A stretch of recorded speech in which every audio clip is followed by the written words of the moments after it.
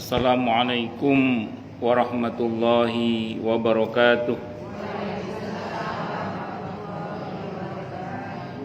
Bismillahirrahmanirrahim. Alhamdulillahi rabbil alamin. Wa bihi nasta'inu ala umurid dunya waddin. Wassalatu wassalamu ala asyrafil anbiya'i wal mursalin, Sayyidina wa habibina wa syafi'ina wa qurrati a'yunina wa maulana Muhammadin wa ala alihi wa ashabihi wa dhurriyyatihi ajma'in, amma ba'd. Ashhadu an la ilaha illallah wa ashhadu anna Muhammadar Rasulullah wa ufawwidu amri ilallah. Innallaha basirum bil ibad. Hasbiyallahu la ilaha illa huwa alaihi tawakkaltu wa huwa rabbul arsyil azim. Qala Allah ta'ala fi kitabihil karim hikayatan an nabiyillahi Musa alaihi salam. Rabbi syrah li sadri wa yassir li amri wahlul 'uqdatam min lisani yafqahu qawli. Para asatidah, para ibu-ibu sekalian, hafizani wa hafizakunallah. Wabil khusus segenap pengurus majelis ta'lim, ibu-ibu hurun ain, yang semoga pengurusnya dan jamaahnya selalu dalam naungan rahmat, barokah, perlindungan serta bimbingan Allah Subhanahu wa ta'ala. Amin, Allahumma amin, insyaallah. Dan tentu saya doakan semoga kemuliaan ibu-ibu sekalian selalu dijaga dan ditingkatkan terus oleh Allah Subhanahu wa ta'ala sebagai seorang muslimah, sebagai seorang istri, sebagai seorang ibu, dunia hingga syurga. Amin, Allahumma amin, insyaallah. Allahumma inna nas'aluka ilman nafi'a wa rizqan thayyiba wa amalan mutaqabbala wa fatahallahu lana futuhal arifin. Allahumma inna na'udzubika min ilmin la yanfa' wa amalin la yurfa' wa qalbin la yakhsha' wa du'a la yusma'. Allahumma ati anfusana taqwaha wa zakkiha anta khairu man zakkaha anta waliyuha wa maulaha. Amin, Allahumma amin, insyaallah. Masih melanjutkan kajian kita tentang kitab At-Tadhkirah karya Al-Imam Al-Qurtubi rahimahullah rahmatan wasi'ah wa rahimallahu ulama al-muslimin. Qala al-muallif rahimahullahu ta'ala wa nafa'ana bihi wa bi'ulumihi fid dharain amin. Bismillahirrahmanirrahim. Bantahan terhadap aliran-aliran menyimpang berkaitan dengan kubur kemarin ya. Berikut ini memaparkan bantahan-bantahan terhadap aliran-aliran yang menyimpang dari akidah agama dalam 6 poin. Ini berarti penyimpangan masalah ini sudah terjadi bahkan di kisaran abad ke-7, yaitu di masa Al-Imam Al-Qurtubi rahimahullah rahmatan wasi'ah wa rahimallahu ulama al-muslimin. Antara roh dan jiwa. Wahai saudaraku, perhatikan hadis berikut dan hadis-hadis sebelumnya. Semoga Allah memberi taufik kepadaku dan kepadamu. Maka akan menyimpulkan bahwa roh, nyawa dan nafas jiwa adalah sama. Jadi kalau kata Imam Al-Qurtubi, istilah roh dan nafas jiwa itu sama. Maka kalau dikatakan ya ayyatuhan nafsul mutmainnah Di surah Al-Fajr ayat 27 itu ya an-nafas itu ya ruh itu. Karena memang pada saat itu orang yang akan meninggal dunia sebelum dicabut ruhnya dibisiki oleh malaikat yang bagian berbisik. Tentu kalau dia orang yang baik ya, dengan bisikan ya ayyatuhan nafsul mutmainnah irji'i ila rabbiki radiyatan mardiyah. Hei jiwa yang tenang, maksudnya ruhnya itu, silakan kembali kepada Rabbmu dengan ridha dan diridhoi. Maka ruh di situ disebut dengan an-nafas. Maka kata Imam Al-Qurtubi, ruh dan jiwa itu sama saja. Dan bahwa ia adalah jisim, lembut yang mirip dengan jasad kasar. Jadi dia sesosok makhluk. Sebagaimana jasad adalah sesosok makhluk, maka ruh dia sesosok makhluk juga. Jisim itu ada sosoknya gitu maksudnya. Dapat ditarik dan dikeluarkan sebagaimana jasad bisa ditarik dan diletakkan, bisa diletakkan dan diambil, maka ruh juga bisa seperti itu. Kalau orang sekarang mungkin lebih tepatnya jasad ini hardware, kalau ruh itu software. Bisa diinstal, bisa di-uninstall. Ngaten nggih. Kira-kira gitu kalau orang sekarang. Tapi dia tetap ada fisiknya. Fisik apa ya? Fisik rohani. Bukan fisik jasmani tapi fisik rohani tentunya. Allahu Akbar.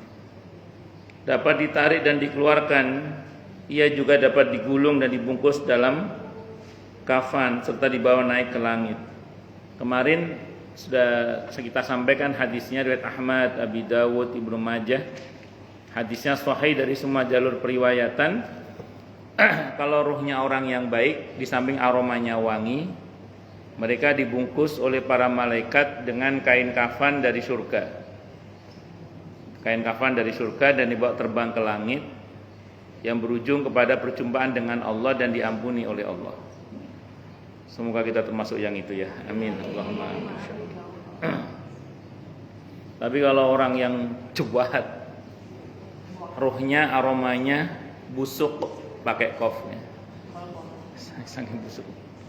Busuk aromanya dibungkus pakai kain kafan amoh dari neraka. Amoh nih karena baunya busuk, diambilkan kain kafan dari neraka yang amoh itu, yang cobolek. Udah gitu bukan digendong tapi diseret, dibawa terbang ke langit. Langit pertama sudah ditolak, dia dibanting ke bumi. Ya karena dibanting ke barzahnya maksud saya. Karena Allah tidak berkenan menerima yang bersangkutan dan dia pasti tidak lulus pertanyaan kubur. Dan setelah tidak lulus, Allah perintahkan malaikat untuk membuka lorong tembus neraka sehingga kuburnya menjadi jurang-jurang neraka. Nauzubillahi min syarri dzalik. Kalau yang pertama tadi ada yang bebas fitnah kubur sehingga tidak perlu ditanya dengan pertanyaan kubur, tapi ada yang ditanya tapi pasti lulus. Begitu lulus, Allah bilang kepada malaikat, buka lorong tembus surga sehingga kuburnya menjadi taman-taman surga. Semoga kita termasuk yang taman-taman surga itu. Amin Allahumma. Bahkan semoga termasuk yang fi jannatin na'im. Amin Allahumma amin insyaallah. Mudah-mudahan. Terus kemudian kenapa ruhnya kok baunya busuk kalau orang yang jahat? Karena kalau kita nggak bisa mencium aromanya Bu ya, tapi malaikat bisa mencium aroma amal itu. Jadi kalau amal soleh aromanya wangi. Makanya kalau ada orang ngaji begini, hadisnya Sahih Muslim, malaikat mendekat. Nah, kita ini semoga Allah terima ngaji kita ini, amin insyaallah. Maka betul tadi kata Ibu sinten jenengan ini Bu? Bu Ivo, sucikan niat kita. Kalau niat kita benar, ikhlas karena Allah, terus semoga Allah ngaji terima kita, semoga Allah terima ngaji kita ini saat ini kita sedang dikawal oleh malaikat rahmat sampai tembus langit pertama. Amin insyaallah. Makanya ngaji sambil doa nggih. Semoga mustajabah. Amin. Allahumma amin insyaallah. Nah, terus kemudian makanya di hadis yang lain juga ketika Nabi tidak berkenan makan bawang putih di dalamnya Abu Ayyub Al-Ansari radhiyallahu an, suatu saat kan Nabi itu ketika baru hijrah, beliau tinggal di dalamnya Abu Ayyub Al-Ansari radhiyallahu an. Aukamakal beliau dikasih makan itu habis terus. Suatu saat utuh makanannya. Kata Abu Ayyub Al-Ansari radhiyallahu an, "Ya Rasulullah, kenapa kok masih utuh makanannya? Apakah panjenengan boten kerso?" Kata Nabi, "Saya mau, cuman mulut saya ini banyak berzikir kepada Allah sehingga saya tidak makan bawang." Saat itu rupanya menunya banyak bawangnya. Nah, Nabi itu boten kerso makan bawang karena lisan beliau itu enggak berhenti berzikir. Rupanya dalam riwayat itu sebutkan aukamakal, ini mafhum riwayat ya, bahwa kalau orang itu berzikir kepada Allah, malaikat itu mendekat karena mencium aroma wangi dari zikir itu. Jenengan kalau kemana saja perbanyak zikir kepada Allah dalam hati, di lisan juga, nah, itu malaikat mendekat sehingga kemana-mana jenengan tidak akan sendirian. Pertama Pak, karena pasti dibersamai oleh Allah secara khusus. Yang kedua, Allah kerahkan malaikatnya untuk membantu kita insya Allah. Kemana aja sendirian, di rumah, di perjalanan, perbanyak zikir kepada Allah. Bisa apal-apali zikir pun nopo mawon, nopo sholawat, nopo istighfar. Itu malaikat merapat dan mendekat. Itu mencium aroma wanginya. Dan Nabi itu pekewuh kalau pas zikir kok bau bawang, itu pekewuh Nabi. Kata Nabi tidak haram, makan aja nggak apa-apa oleh kalian. Nah, dan Nabi persilakan dimakan oleh para sahabat, tapi beliau betul kerso makan. Nah, jadi itu yang kenapa kalau kita banyak berzikir kepada Allah, insya Allah banyak malaikat rahmat yang mendekat kepada kita, dan yang pasti dibersamai oleh Allah secara khusus dengan rahmatnya. Makanya jangan pelit untuk berzikir kepada Allah. Bahkan termasuk yang disukai oleh Allah adalah bibir yang basah karena banyak berzikir kepada Allah. Itu pengertiannya bukan berarti bibirku kok nggak basah-basah ya, tak basah kan? Bukan itu. Maksudnya banyak berzikir kepada Allah. Maksudnya ngoten. Bagaimana Ustadz kalau baru di mulut aja qomat kamitnya, sementara belum bisa sepenuh hati misalnya? Kata para ulama, tidak apa-apa, teruskan aja. Walaupun hati kita belum maksimal dalam berzikir kepada Allah dan baru lisan aja, tidak apa-apa, teruskan. Kata para ulama, teruskan. Paling tidak kata para ulama, walaupun hatimu belum dekat dengan Allah, paling enggak lisanmu sudah dekat dengan Allah. Itu kata para ulama. Jadi walaupun hatimu belum dekat dengan Allah, paling tidak lisanmu sudah dekat dengan Allah. Itu yang terpenting itu. Allahu Akbar. Lanjut nggih. Ia mempunyai dua mata dan dua kaki, mempunyai aroma wangi dan busuk. Ya, maaf.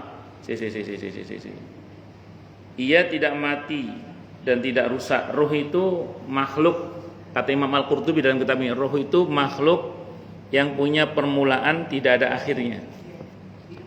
Ya, kalau Allah kan nggak ada awalnya, nggak ada akhirnya. Kalau ruh ini makhluk, kalau Allah bukan makhluk, Allah Al-Khaliq. Makanya Allah nggak ada permulaannya, nggak ada akhirnya. Nggak usah dibayangkan, nggak nyampe kita. Kalau ruh itu makhluk yang ada permulaannya, tapi nggak ada akhirnya. Jadi kita ini sebagai roh itu nggak akan mati. Saya ulang, kita sebagai roh itu tidak mati. Sejak pertama Allah ciptakan ketika kita berada di alam azali. Alam azali itu alam ketika kita hanya berupa roh tanpa jasad. Dan itu yang aslinya kita. Sementara raga ini baru ada ketika kita di rahim. Ini menyusul kemudian. Roh Allah ciptakan tanpa kita mengumpulkan. Kalau jasad ini Allah ciptakan secara sunatullah melalui proses kita mengumpulkan. Ini jasad kita ini Ibu dari ongol-ongol, toge, apalagi Bu? Bakwan, nasi padang, iya, mie ayam, apalagi Bu? Wes macam-macam wes. Nah, ini raga kita. Berarti ini karena ini dari hasil dari hasil mengumpulkan, maka raga ini bukan aslinya kita, Bu. Yang aslinya kita itu yang roh. Yang roh. Nah, makanya gini Bu, saya sering sampaikan di sini. Jenengan ibu-ibu, saya juga termasuk, boleh perhatian terhadap fisik, bukan cuma boleh, bahkan diperintah untuk memperhatikan fisik kita ini sebagai bentuk syukur kita kepada Allah. Monggo lah ibu-ibu pakai skincare, pakai apa Bu? Serum kinclong, serum glow apa, kolagen dan apa monggo terserah lah niku. Mau suntik, wis apa kalau gak suntik botol mbok apa gak ngerti aku jenenge iku wis. Selama halal monggo lah. Jadi mau mandi lulur, mandi lumut, mandi sumur, mandi coklat itu semoga. Tapi ini pentingnya. Jangan sampai kita ini terlalu sibuk dengan penampilan jasmani, melupakan kecantikan rohani. Karena ibu-ibu yang asli itu yang roh itu. Iya, ibu-ibu yang asli itu yang roh itu. Jadi jangan sampai kemudian kita lupa merawat kecantikan rohani kita. Karena sesungguhnya kita yang roh itu. Karena fisik kita nanti di yaumil ba'ats itu dibentuk oleh Allah berdasar informasi amal. Yauma idzi yasdurun nasu ashtatan liyuraw a'malahum.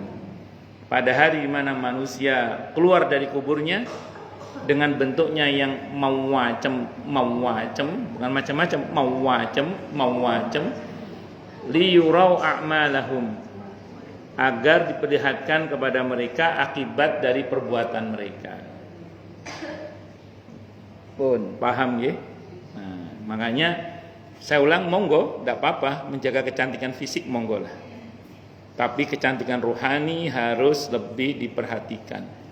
Dengan apa? Tadi dengan niat yang baik, dengan aneka zikir, baca Al-Quran, syukur-syukur berkenan menghafalkannya, mengamalkannya, dan aneka kebaikan-kebaikan. Karena itulah yang akan membuat ruh kita sehat, ruh kita cuantiak, pakai kof, kurang apa, ruh kita lebih bercahaya, wangi aromanya.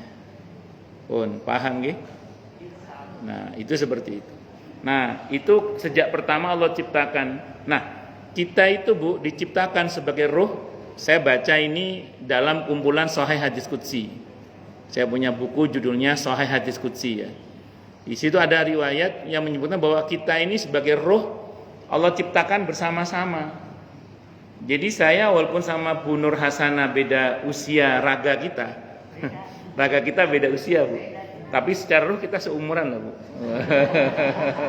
Secara ruh kita seumuran. Iya, karena dulu diciptakan bareng-bareng. Iya, pokoknya diciptakan bareng-bareng di alam roh itu dulu kita. Itu ada dalam kumpulan Sahih Hadits Qudsi ketika ditampakkan kepada Nabi Adam roh anak cucunya seluruhnya. Dari zaman Nabi Adam sampai nanti anak cucunya yang paling terakhir di hari kiamat, sampai hari kiamat. Itu sudah ada semua. Cuman nanti pas turunnya ke bumi, ke rahim orang tua kita itu oleh Allah di casting. Bapak saya duluan lahirnya, saya belakangan, nanti kan jadi anaknya kan belakangan. Sebagian ibu-ibu suaminya turun duluan, nanti ibu-ibu belakangan nyusul sebagai istrinya. Atau dibalik, istrinya duluan karena lebih tua istrinya daripada suaminya misalnya. Di casting. Tapi jangan nanti pulang ke rumah ketemu sama orang tua, "Mah, kita hasil casting loh, Mah, hasil casting." Ya enggak, tetap kita harus hormat sama orang tua. Tapi betul, itu ada dalam kumpulan Sahih Hadits Qudsi. Jadi kita ini sebagai roh seusia Bu, dari zaman Nabi Adam sampai manusia terakhir. Nanti kalau ibu ingin tahu informasinya bisa beli buku judulnya Sahih Hadits Qudsi. Di situ ada riwayatnya tentang Nabi Adam yang ditampakkan kepada beliau roh anak cucunya seluruhnya seperti kumpulan semut di hadapan beliau. Itu seperti itu. Wes, singkat kata singkat cerita, terkirimlah kita ke alam rahim. Kalau di hadis Sahih Bukhari Muslim, usia 40 kali 3 nggih. Saat itu kita sebagai janin di kandungan ibu kita usianya 40 kali 3, 120 hari. 4 bulan. Ditiupkan ruh ke dalam raga kita, itulah pertama kali ruh punya jasad. Yang jasad itu dibentuk oleh Allah berdasar informasi genetika kedua orang tua kita yang kita pakai sampai sekarang itu. Dan semakin tumbuh besar, bahkan ada yang melebar kayak saya. Ini dari hasil mengumpulkan jasad yang ini. Jasad yang ini. Nah, terus kemudian mau atau tidak mau, suka atau tidak suka, setelah ini ruh dan jasad harus berpisah. Karena ruh harus lanjut ke alam berikutnya, namanya alam barzah. Orang menyebutnya mati, Al-Quran juga menyebutnya mati, tapi yang mati bukan jasad, ruh. Bukan ruh tapi jasad. Oh, berarti ibu mendengarkan, berarti ibu. Iya, berarti ibu mendengarkan. Dalang kakentean lakon. Balik. Jadi singkat kata singkat cerita, yang mati apa bu? Ya jasad. Yang ruh nggak mati. Walaupun namanya mati, iya mati jasad, ruh hidup. Salah satunya Allah informasikan dalam Al-Quran di surah Al-Mu'minun, surah ke-23 ayat 99 sampai dengan 100 itu bu.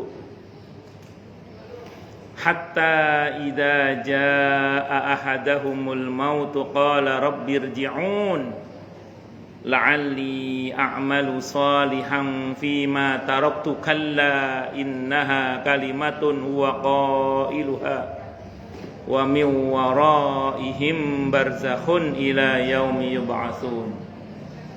Hingga ketika telah datang kematian kepada salah seorang di antara mereka, yang mati itu ngomong, loh katanya mati kok ngomong, berarti dia nggak mati. Tapi kata Qurannya mati Ustaz. Iya mati jasadnya, raganya yang mati. Kok ngomong ruhnya, berarti ruhnya nggak mati bu.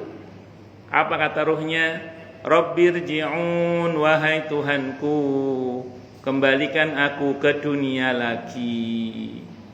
Berarti begitu ruh lepas dari badan, dia tidak lagi di dunia, dia sudah berada di alam berikutnya, namanya alam barzakh. Rabbirji'un, wahai Tuhanku, kembalikan aku ke dunia lagi. Untuk apa?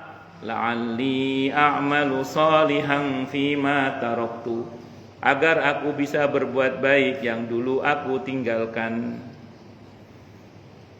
Jadi orang menyesal itu tidak untuk sesuatu yang dia tidak mampu. Kalau dia tidak mampu, dia tidak menyesal. Enggak mampu. Menyesal itu kalau dia mampu tapi tidak mau, itu menyesal. Kata Allah apa? Kalla, tidak boleh. Kalau boleh pulang semua itu yang di kuburan itu. Iya kalau boleh. Kata Allah kalla, tidak boleh kata Allah. Innaha kalimatun huwa qailuha. Ucapan seperti itu, kalimat seperti itu pasti diucapkannya. Tapi ya betul, tapi karena diucapkan setelah kematian, maka penyesalan itu percuma tak berguna ya. Percuma tak berguna. Wa min waraihim barzakh. Wara' bermakna amam, dan di hadapan mereka ada barzakh, dinding yang kokoh hingga pada hari di mana mereka dibangkitkan kembali oleh Allah Subhanahu wa taala. Maka ruh lanjut perjalanan, tidak mati itu, tidak mati. Ustadz kan katanya di waktu kiamat mati ruh, semuanya mati kecuali Allah dan yang dikecualikan oleh Allah. Maka jawabannya, pendapat tentang ruh mati itu ada yang mengartikan bukan mati tapi pingsan. Jadi so'iqah itu ada yang mengartikan pingsan, bukan mati. Ya pingsan aja, rohnya pingsan, dibuat pingsan. Jadi saat kiamat terjadi, roh itu dibuat apa? Pingsan. Jadi tidak mati. Terus kemudian nanti dibangkitkan kembali pada hari kebangkitan dengan raga yang baru. dan raga kita yang kedua nanti tidak ini lagi, nggak begini lagi maksudnya. Kalau bahan dasarnya tetap dari tulang bagian terkecil tulang ekor yang nggak bisa hancur itu bijinya, tapi bentuk raganya nggak ini lagi nanti. Bentuk tubuh kita yang nanti dibentuk oleh Allah berdasar informasi amal. Kalau yang sekarang dibentuk berdasar informasi genetika kedua orang tua kita kan. Kalau orang biologi nyebut 23 kromosom ayah, 23 kromosom ibu itu. Ya, saya jelek-jelek ini dulu anak IPA ya. Daftar kedokteran UNER nggak keterima. Singkat cerita, jadi dibentuk berdasarkan informasi amal yang nanti itu. Maka dikatakan tadi di Az-Zalzalah itu, yauma idzi yasdurun nasu ashtatan liyurau a'malahum. Pada hari di mana manusia keluar dari kuburnya dengan bentuknya yang mau-macem. Bukan macam-macam, mau-macem. Kok gitu terjemahannya Ustaz? Karena ashtata itu bentuk jamak dari kata syatta. Syatta kata tunggalnya itu artinya macam-macam. Loh ini ashtata bentuk jamak. Kalau kata tunggalnya saja artinya udah macam-macam, jamaknya kira-kira terjemahannya apa? Mau-macem. Saking banyak macamnya. Liyurau a'malahum, agar diperlihatkan kepada mereka akibat dari perbuatan-perbuatan mereka. Maka ada yang wujuhu yauma idin na'imah, bangkit sumringah, ceria, bercahaya, sumeh, bukan siomay, sumeh. Iya. Ada yang wujuhu yauma idin khasyi'ah, tertunduk malu, lecek, kumel. Yauma tabyaddu wujuhu wa taswaddu wujuh. Ada yang wajahnya cemleret bercahaya, ada yang legam hitam, bahkan ada yang cacat. Sering saya sampaikan di sini ayatnya yang secara eksplisit Allah sebut dalam Al-Qur'an di surah Toha ayat 124 sampai 126 itu nggih. Di situ ada dialog yang eksplisit sekali itu. Contohnya pas di mahsyar ada orang yang berkata, lima hasyartani a'ma wa qad kuntu basira. Ya Allah, kenapa engkau giring aku di mahsyar dalam keadaan buta padahal dulu aku melek ya Allah. Apa kata Allah? Kadzalika atatka ayatuna fanasitaha wa kadzalikal yauma tunsa. Sebagaimana telah datang kepadamu ayat-ayat kami dan kamu mengabaikannya, sebagaimana dulu kamu mengabaikannya, sekarang pun kamu diabaikan. Itu saya sering sampaikan di sini. Allah murka saja bahasanya halus. Itu kalau diterjemahkan versi Jawa Timur, sebagaimana telah sampai kepadamu ayat-ayat kami tapi matamu tidak pernah dipakai untuk membacanya, sebagaimana dulu matamu tidak pernah dipakai untuk membacanya, maka sekarang matamu dibutakan. Kira-kira gitu. Itu terjemahan versi Jawa Timur. Kasar. Allah itu marah aja bahasanya halus Allah itu. Allah Akbar. Maka ada orang yang di bumi ini, di dunia ini mungkin dia melek, di akhirat malah buta gara-gara matanya tidak pernah dipakai untuk melihat ayat-ayat Allah, tidak dipakai untuk mempelajari ayat-ayat Allah. Dan bisa jadi ada orang di dunia buta, di akhirat malah melek karena hatinya banyak dipakai untuk membaca dan merenungi ayat-ayat Allah. Paham ya? Nah, niku. Terus lanjut, ada mahsyar, ada pembagian rapot, ada hisab, ada mizan, ada sirat, terakhir surga neraka. Itu hidup terus roh itu. Nah, di neraka pun roh itu tidak mati. Di neraka dikatakan oleh Allah la yamutu fiha wala yahya. Mati gak mati, urip gak urip, antara-antara. La yamutu fiha wala yahya. Allahu Akbar. Sementara di surga kehidupannya sempurna dan itu tanpa batas. Itulah roh makhluk yang ada permulaannya tapi tidak ada akhirnya. Ngoten nggih? Lanjut. Jadi roh itu ya tergolong makhluk yang ada permulaannya tapi tidak berkesudahan, yang mempunyai dua mata dan dua kaki. Artinya dia makhluk sebagaimana kita, mempunyai aroma wangi atau busuk. Saya mau tanya, nggak saya tanya, saya kasih tahu aja lah. Itu ibu pernah nggak? Akhirnya tanya juga sih. Ibu pernah nggak baca hadis tentang Mi'raj? Hadisnya Sahih Bukhari, Sahih Muslim, ketika Nabi bertemu dengan arwahnya para nabi di langit pertama, kedua, ketiga. Nah itu para nabi di langit itu rohnya, karena di dalam hadisnya Sahih Bukhari, Sahih Muslim, Nabi itu sebelum Mi'raj sholat berjamaah dulu dengan arwahnya para nabi. Dan yang jadi imam adalah Nabi kita Muhammad SAW, kecuali Nabi Isa alaihissalam yang masih hidup dengan raganya kalau itu, kecuali Nabi Idris alaihissalam yang masih hidup dengan raganya itu. Beda pendapat Nabi Ilyas, Nabi Khidir, beda pendapat. Cuman yang dua itu masih hidup, karena Al-Quran yang memberitakan. Nah singkat kata singkat cerita, itu Nabi menyaksikan ya Nabi Ibrahim itu pas cerita ketemu sama Nabi Ibrahim, aku adalah keturunan Nabi Ibrahim yang paling mirip dengan Nabi Ibrahim. Jadi aku ini keturunan Nabi Ibrahim yang paling mirip dengan Nabi Ibrahim. Paling mirip, kata Nabi. Orangnya tinggi, Nabi Ibrahim diceritakan oleh Nabi itu. Ketemu Nabi Musa juga gitu sama, diceritakan semua. Jadi ya ada bentuknya roh itu gitu. Ada bentuknya roh itu. Jadi bukan tidak ada bentuknya, ada bentuknya. Itu kata Nabi kita Muhammad sallallahu alaihi wasallam. Allahu akbar. Bon lanjut.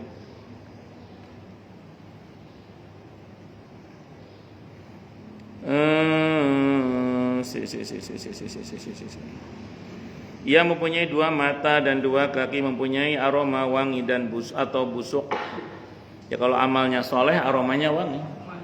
Kalau amalnya jahat aromanya busuk, pakai qaf.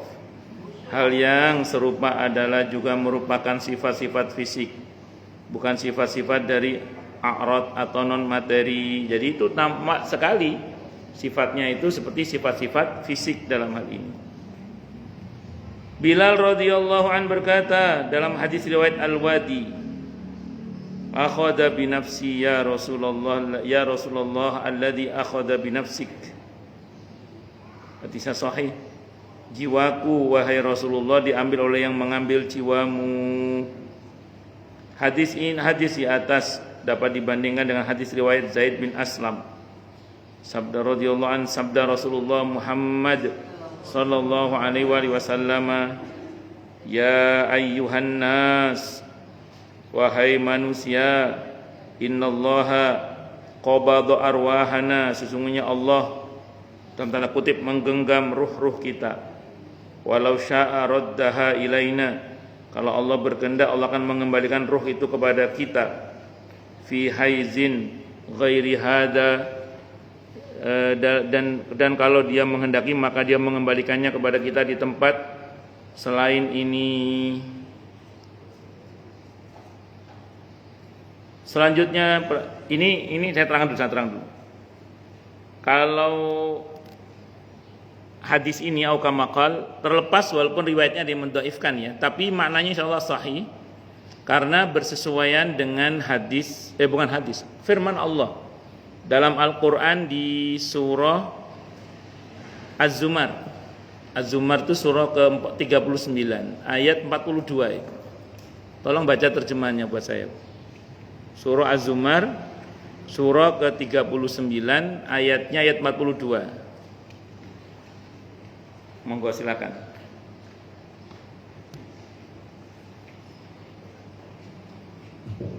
Nggih, monggo. Az-Zumar 42. Allah memegang nyawa seseorang pada saat kematiannya dan nyawa seseorang yang belum mati ketika dia tidur. Maka dia tahan nyawa orang yang telah dia tetapkan kematiannya, dan dia lepaskan nyawa yang lain sampai waktu yang ditentukan. Sungguh pada yang demikian itu terdapat tanda-tanda kebesaran Allah dari kaum yang berpikir. Siapa yang bisa menjamin kalau kita tidur nanti bisa bangun lagi? Itu yang Nabi maksud dalam riwayat ini aukamakal, bahwa roh yang dalam tanda kutip digenggam oleh Allah itu, Allah kuasa mengembalikannya dan dia terbangun hidup lagi. Tapi Allah kuasa mengembalikannya tidak ke jasad kita, tapi ke alam barzah. Bisa nggak gitu? Bisa. Makanya tidak ada jaminan bahwa kalau ada orang tidur lantas bisa bangun. Karena bisa saja bangun-bangun ternyata sudah berada di alam barzah. Bisa dimengerti ya? Nah, ini maksudnya itu begitu. Bahkan saya pernah mendengar penjelasan ketika ada orang mau dibius total terutama ya. Itu dokter ahli biusnya itu dokter apa namanya? Ya itu ditanya oleh seorang ustadz yang pernah nanya itu, apakah ada jaminan dok bahwa nanti dia akan siuman kembali? Kita nggak berani jamin, cuman diupayakan semaksimal sesuai dengan ilmunya lah, agar nanti pada hitungan sekian nanti bisa bangun gitu. Dan saya pernah takziah, ada jamaah saya orang Kemang Pratama itu, yang saat saya takziah itu ternyata suaminya cerita sama saya. Suaminya orang Telkomsel, itu cerita sama saya, istrinya sudah hampir 3 tahun koma sejak menjalani operasi di bius total itu. Iya, jadi itu pas meninggal itu sudah tahun yang ketiga. Persis awal pandemi meninggal akhir sudah agak-agak reda itulah itu pandemi itu. Itu sampai 3 tahun dan itu dirawat di rumahnya sudah, karena di rumah sakit kan sudah nggak bisa bangun. 3 tahun tidak main-main itu. 3 tahun. Itu saya takziah di Kemang Pratama. Allah. Nah, makanya kita tidur pun sama, nggak ada jaminan bahwa kita ini. Saya pribadi itu biasanya sebelum betul-betul tidur itu ya baca syahadat. Asyhadu an la ilaha illallah. Di samping doa-doa ya, asyhadu an la ilaha illallah wa asyhadu anna Muhammadar Rasulullah. Ya, saya berharap kalaupun meninggal ya itu akhir ucapan saya. Cuma kadang istri ngajak ngobrol aja. Ya sudah di ruang aja. Begitu ngobrol ya baca syahadat lagi, asyhadu an la ilaha illallah wa asyhadu anna Muhammadar Rasulullah. Ngono ngobrol maneh kadang. Ya dilateni. Lek gak dilateni kok golek gawe. Allah. Pun lanjut nggih. Terus selama tidur kan tidak ngomong udah ya tidur. Itu selama dalam proses ketidur itu saya berusaha untuk ini, kalau mau ditiru monggo enggak juga enggak apa-apa terserah.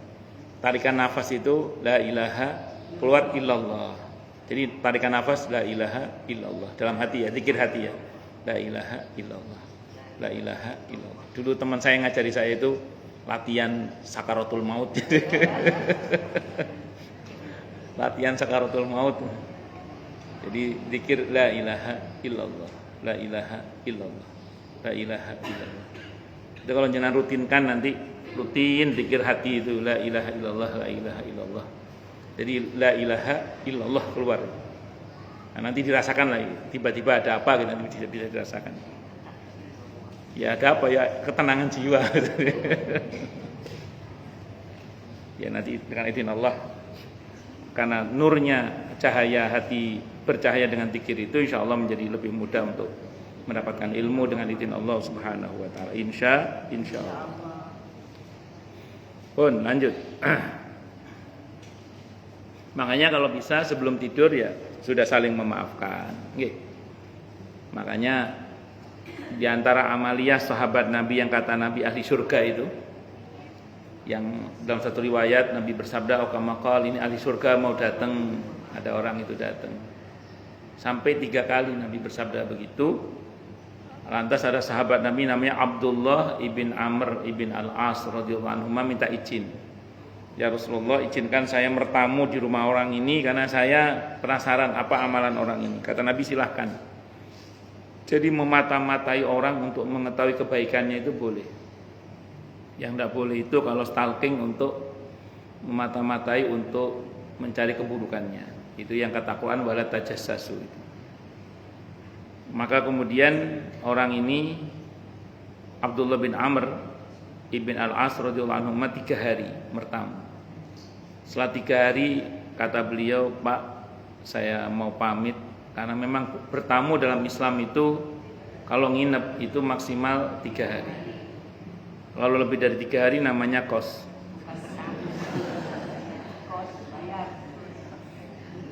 Tapi ini berlaku selain orang tua dan mertua ya. Nanti jangan orang tua datang ke rumah, "Mah, sudah 3 hari, Mah. Ayo pulang, Mah."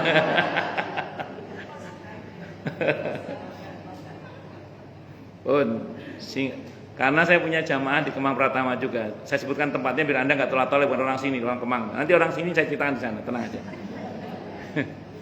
Itu ada keponakan suaminya mau kerja di Jakarta, izin tempat tinggal di rumah omnya. Sudah sekarang saat cerita ke saya, saat itu sudah 14 tahun tidak pulang-pulang. Maksudnya tetap manggil di rumah omnya itu. Omnya katanya ngusir gak berani karena anak kakaknya atau apanya gitu. Itu maksudnya keponakan suami, kata jamaah saya nggak bebas di rumah Ustadz. Saya kan maunya di rumah itu pakai celana pendek atau apa kan biar bebas. Jadi nggak bisa karena ada keponakan laki-laki. Iya. Dan tidak mau pulang, tidak mau pergi kos tempat lain sampai 14 tahun. Saat cerita ke saya itu udah 14 tahun. Itu namanya tidak tahu diri. Ya Umi pas banget tidak berani. Oh lanjut ya, lanjut. Akhirnya Abdullah bin Amr ibn al-As radhiyallahu anhu ngomong, saya sebenarnya kesini ingin tahu amalan Anda apa kok sampai Rasulullah Muhammad sallallahu alaihi wasallam itu menyebut Anda sebagai ahli surga. Kata orang itu, kata Abdullah bin Amr radhiyallahu anhu, saya lihat Anda sama aja dengan saya. Apa rahasia amalan Anda kok sampai Rasulullah Muhammad sallallahu alaihi wasallam menyatakan Anda ahli surga? Kata sahabat itu, mungkin yang dimaksud oleh Nabi terkait dengan amalan saya itu amalan hati saya mungkin, yang Anda nggak ngelihat. Apa amalan hati Anda itu? Saya setiap kali mau tidur, saya bilang sama Allah pun, ya Allah, pokoknya siapapun yang menyakiti hati saya hari ini, siapapun yang menzalimi saya hari ini, sudah saya maafkan. Rupanya itu implementasi dari firman Allah di surah Al-Hasyr ayat 10 itu. Rabbana ighfir lana wa li ikhwanina alladziina sabaquna bil iman wa la taj'al fi qulubina ghillan lil ladzina amanu rabbana innaka ra'ufur rahim. Jadi kalau bisa sebelum tidur dimaafkan semuanya. Enak Ustaz dimaafkan. Ya kita dapat enak juga kan dari Allah. Kalau kita memaafkan kita diampuni oleh Allah. An-Nur ayat 22 itu ya. Kalau kita memaafkan kita diampuni oleh Allah. Wal ya'fu wal yasfahu ala tuhibbuna ayyaghfirallahu lakum. Bahwa yang memaafkan dan berlapang dada. Tidak sukakah kalian diampuni oleh Allah dengan memaafkan itu? Dan dalam kitab Riyadhus Shalihin itu ada riwayat tentang seseorang yang memaafkan saudaranya, hadits qudsi ya. Allah berfirman, dia maafkan saudaranya, padahal akulah yang maha pemaaf, maka aku maafkan juga dia. Dan dalam Islam ada rumus wa jazaa'u hasanatin hasanatun wa asyru amsalihha. Balasan kebaikan adalah kebaikan yang serupa kali 10. Jadi kalau kita memaafkan, balasan yang serupa adalah kita akan dimaafkan, diampuni oleh Allah. Masih kali 10. Jadi ada kemungkinan orang-orang yang pernah kita zalimi digerakkan hatinya oleh Allah untuk memaafkan kita sebagai bonusnya. Makanya daripada jadi urusan di akhirat mending dimaafkan aja. Ya walaupun ini enak ngomongnya saja Bu ya. Kadang prakteknya apa? Sulit pakai dal. Allahu Akbar. Selanjutnya perhatikan sabda Rasulullah Muhammad sallallahu alaihi wasallam, inna ruha idza qubida tabi'ahu al-basar. Sesungguhnya ketika roh dicabut ia diikuti oleh pandangan mata. Dilanjutkan dengan sabda beliau, fadzalika hina yatba'u basaruhu nafsahu. itu terjadi ketika matanya mengikuti jiwanya. Maksudnya saat roh itu keluar, mata penasaran pengen lihat bagaimana bentuknya roh, walaupun pas tahu ya mati.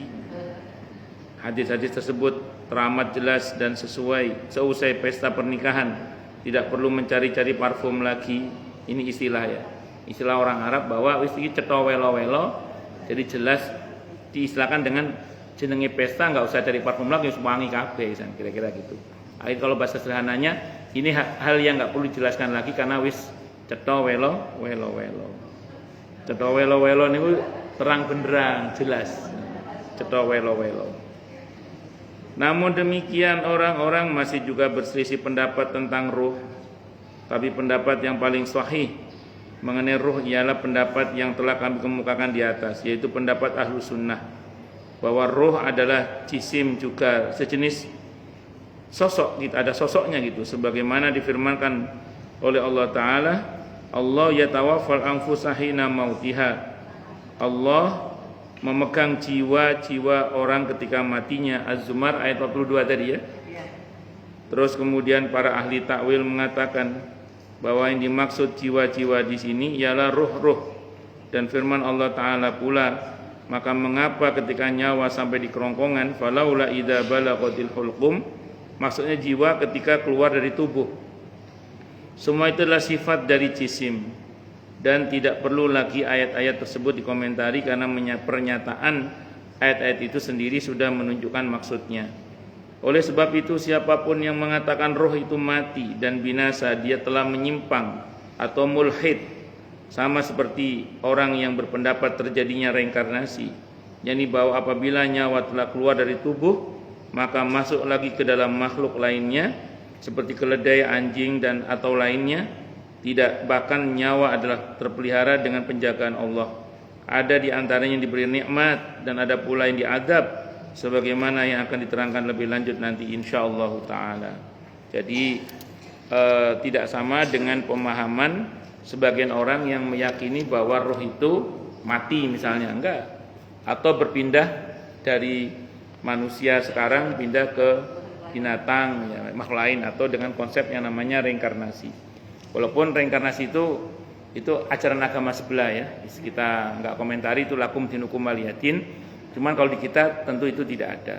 Nah, soal mereka itu terserah mereka lah, karena itu masing-masing dengan keyakinannya. Prinsip kita kalau berkaitan dengan keyakinan ya lakum dinukum waliyatin. Cuman kalau dalam Islam tidak, jadi itu tidak ada istilah reinkarnasi. Yang ada adalah ruh tertawan di alam barzah.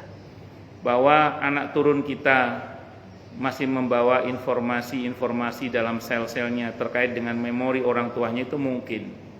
Sehingga kadang kita ketemu dengan seseorang seperti kenal, ternyata orang tua kita yang memang punya memori berkaitan dengan orang yang seperti itu. Atau di satu tempat tertentu kita kayak akrab dengan tempat tertentu itu. Oh ternyata memang orang tua kita dulu pernah berada di situ misalnya. Atau kakek nenek moyang kita dulu. Kenapa? Karena ada gen yang terbawa oleh sel-sel kita itu. Nah, tapi itu bukan terus reinkarnasi. Jangan-jangan saya dulu adalah Patih Gajah Mada misalnya. Gara-gara di Trawulan terus kemudian apa? Misalnya. Wallahu a'lam bishawab. Kita di kehidupan sebelumnya pernah ketemu loh misalnya. Maksudnya saya kan dulu Diah Pitaloka, kamu Raja Majapahit misalnya. Wallahu a'lam bishawab. Nggih, monggo silakan yang mau tanya, protes, marah boleh silakan. Sekarang tanggal 21 nggih. Nggih, monggo.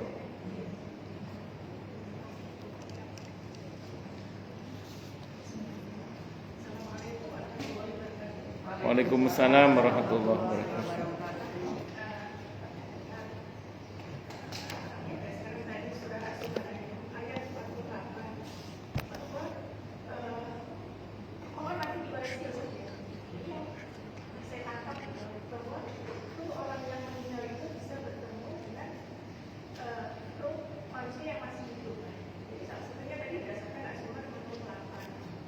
Empat puluh dua.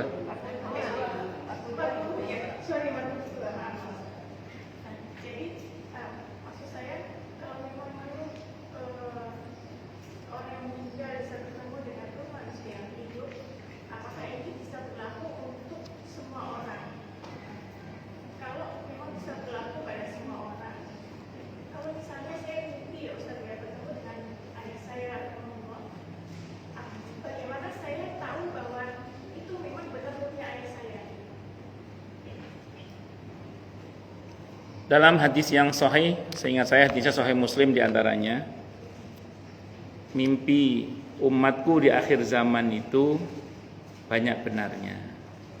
Dan mimpi itu satu dari 46 cabang kenabian. Jadi satu dari 46 cabang kenabian itu diantaranya adalah mimpi. Nah, kalau untuk para nabi, mimpi itu wahyu, sehingga pasti benar. Kalau untuk para wali, para kekasih Allah, mimpi itu karomah, besar kemungkinan benarnya. Kalau wahyu pasti benar, kalau karomah itu besar kemungkinan benarnya. Nah, kalau kita orang biasa ini mimpinya dibagi 3. Ada ar-ru'ya as-shadiqah, mimpi yang benar. Ada atharu ma qablan naum, dampak dari sebelum tidur. Ada waswasatu syaitan, godaan syaitan. Kalau ar-ru'ya as-shadiqah, mimpi yang benar, betul-betul itu artinya kalau ibu ketemu sama orang tua dalam mimpi, itu betul-betul orang tua ibu. Itu cirinya adalah begitu kita bangun, kita bisa bercerita dengan sangat baik. Walaupun sudah berlalu sekian tahun bahkan. Mana dalilnya Ustadz? Di surah Yusuf. Di surah Yusuf itu yang mimpi itu tidak hanya orang beriman. Dalam surah Yusuf pertama yang mimpi Nabi Yusuf sendiri alaihissalam. Ada yang mengatakan Nabi Yusuf itu masih ingat mimpinya itu walaupun sudah berlalu 20 tahun. Ada yang mengatakan lebih dari itu bahkan. Itu yang kejadian Nabi Yusuf mimpi terus terbukti mimpinya itu 20 tahun, itu masih ingat Nabi Yusuf, itu satu. Yang kedua Raja Mesir yang mimpi ada 7 gandum yang kering dan yang gemuk itu sama sapi kurus dan gemuk itu. Malah rajanya itu masih kafir, ada yang mengatakan belum masuk Islam, masih kafir.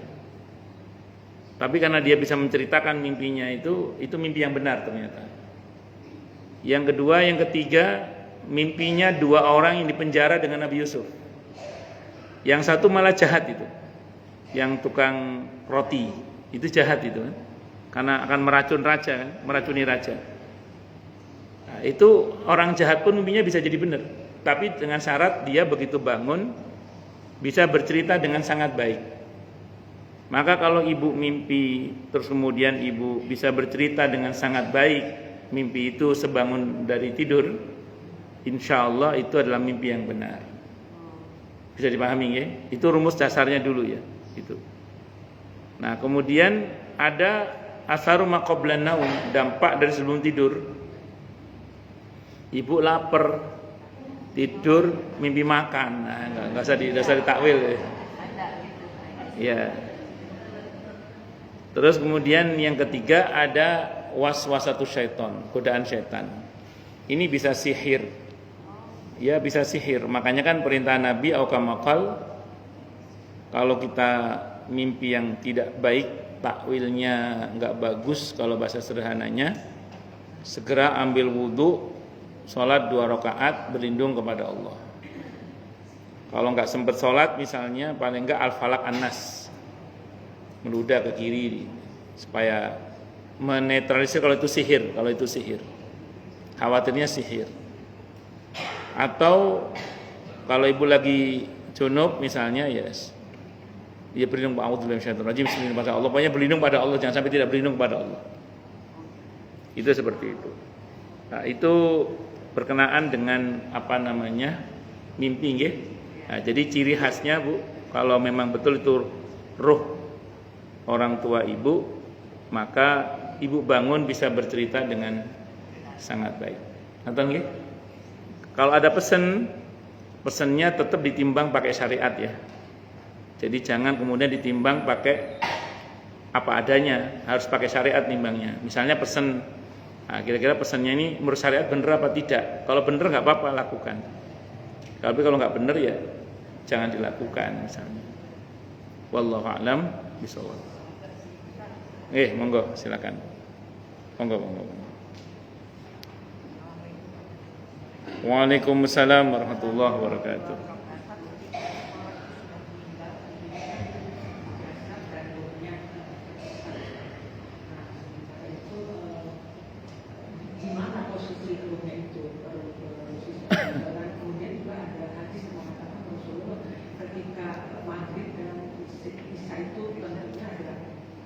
setan ini belum adanya jahat itu mengganggu manusia.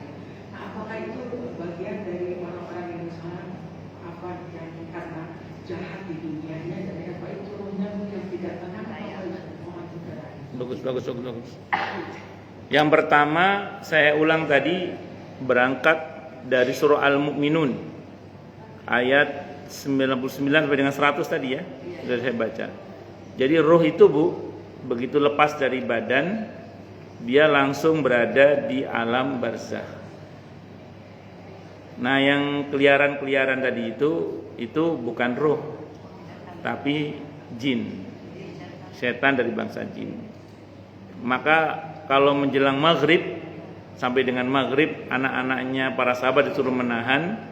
Itu karena waktu di mana setan melepas anak-anaknya, setan dari bangsa jin. Nah, jadi waktu menjelang maghrib sampai dengan maghrib awal itu waktu di mana setan melepaskan anak-anaknya yang ngelayap. Maka anak kita suruh pulang biasanya, suruh ngaji. Nah, ngoten nggih. Jadi itu bukan roh, bukan, tapi itu setan dari bangsa jin. Nah, sementara kalau roh itu tertawan di alam barzakh. Ngoten nggih. Wallahu a'lam bishawab. Monggo yang lain silakan. Pengertian tertawan di alam barzakh itu pun juga macam-macam loh ya. Ada yang dapat fasilitas, ada yang nggak dapat fasilitas. Yang dapat fasilitas bisa mengakses keluarganya misalnya.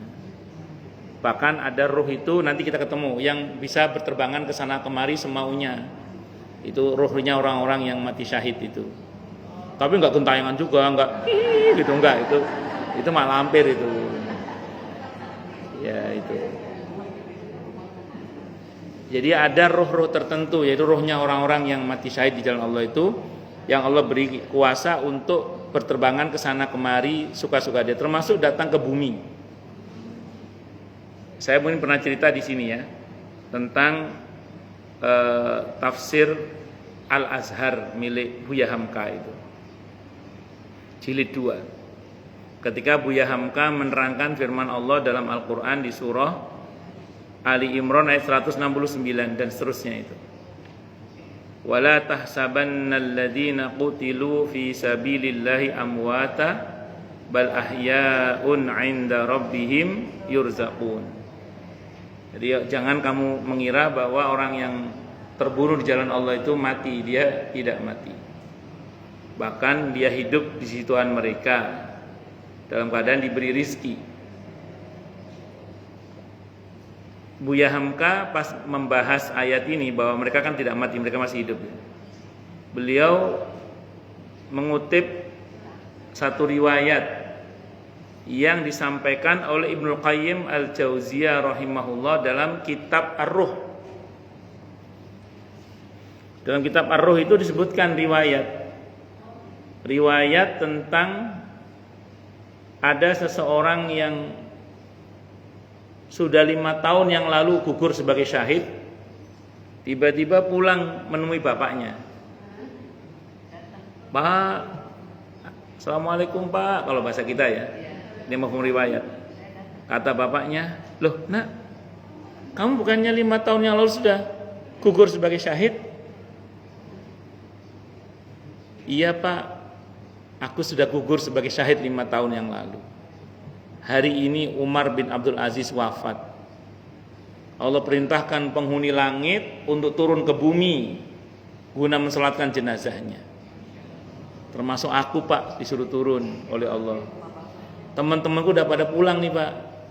Aku bilang sama Allah, ya Allah, hamba kangen sama Bapak. Izinkan hamba ketemu sama Bapak hamba. Allah izinkan Pak, sebentar Pak ya, saya mau balik lagi. Ketemu sama bapaknya. Karena mereka memang masih hidup. Itu ada dalam tafsir Al-Manar Buya Hamka jilid 2 ketika beliau menjelaskan surah Ali Imran ayat 169. Itu bukan takhayul, bukan hurafat. Yang cerita Buya Hamka. Buya Hamka orang Muhammadiyah. Tidak mungkin takhayul, enggak mungkin hurafat.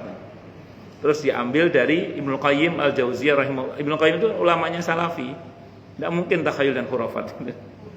Artinya ini riwayat ini disampaikan oleh tokoh yang bernama Buya Hamka dalam kitabnya Al-Manar, mengutip riwayat dalam kitab Ar-Ruh Ibnu Qayyim Al-Jauziyah rahimahullah. Wallahu a'lam bishawab. Oh, monggo. Nggih.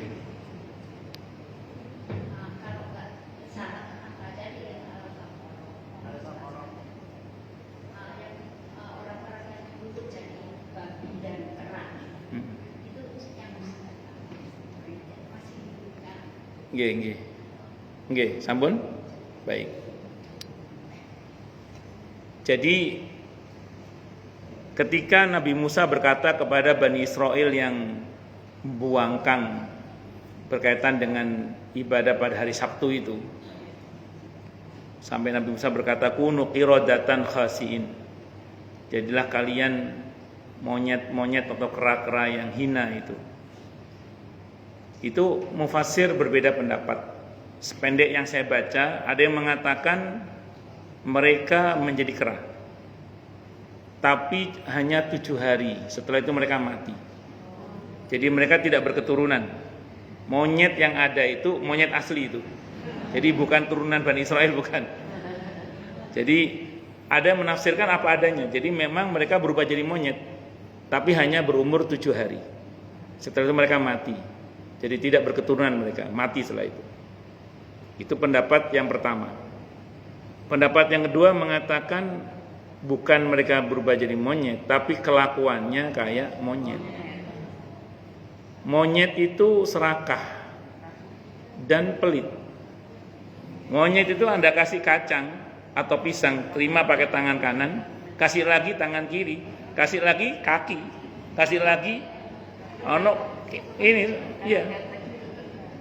Orang-orang Afrika, saya nonton di video itu, orang-orang Afrika kalau mau nangkap monyet, toples kaca itu, botol kaca diisi kacang, taruh di tanah, dipendem di tanah gitu. Nanti monyet ngelihat di situ ada kacang, diambil pakai tangannya. Begitu diambil pakai tangan, kan tidak bisa keluar tangannya itu, tidak bisa keluar. Itu dia lebih milih menggenggam kacangnya itu daripada ngelepas kacangnya. Padahal kalau dia lepas itu dia selamat sebenarnya.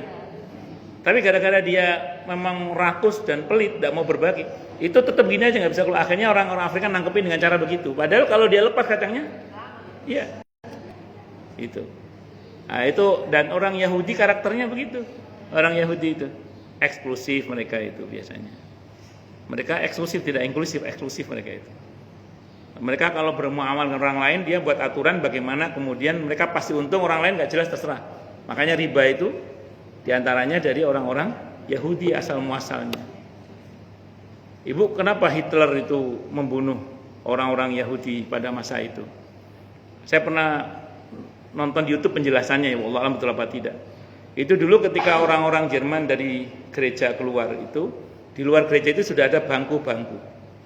Orang-orang Yahudi bikin bangku-bangku yang kemudian orang pinjam duit ke mereka. Akhirnya terjerat rentenir kan? Yaitu bank-bank itu, bangku-bangku akhirnya jadi bank-bank itu. Itu seperti itu. Itu dia, itu kata di YouTube, saya nggak tahu betul apa enggak. Katanya bank-bank itu bangku dari bangku-bangku. Bangku-bangku mereka yang dibuat di depan gereja pada masa itu. Wow, Hitler kesel, akhir pateni kabeh. Yang bela itu Sultan Abdul Hamid II kan. Tapi anehnya yang menggulingkan kesultanan kerajaan Turki Utsmani, kekhalifahan Turki Utsmani adalah ya orang-orang Yahudi sendiri. Allahu Akbar. Cukup nggih? Kita tutup dengan hamdalah. Alhamdulillahirabbil alamin. Semoga kajian kita bisa bermanfaat, mubarakah fid dini wa dunya wal akhirah untuk kita, keluarga kita dan seluruh umat Islam semuanya. Dan mudah-mudahan kita semua dijadikan oleh Allah sebagai orang-orang yang sukses dunia akhirat, selamat dunia akhirat, bahagia dunia akhirat, dan dipermudah urusan kita oleh Allah fid dini wa dunya wal akhirah. Semoga Allah limpahkan hidayah selalu untuk kita, semoga Allah tingkatkan selalu hidayah untuk kita, dan semoga Allah berikan hidayah untuk siapapun yang melihat kita. Subhanakallahumma bihamdika asyhadu an la ilaha illa anta astaghfiruka wa atubu ilaik. Sallallahu ala Muhammad wa ala alihi wa sahbihi wasallam. Saya mohon maaf. Assalamualaikum warahmatullahi wabarakatuh. Alhamdulillah, jazakallah khair Ustaz. Jazakallah khair. Luar biasa.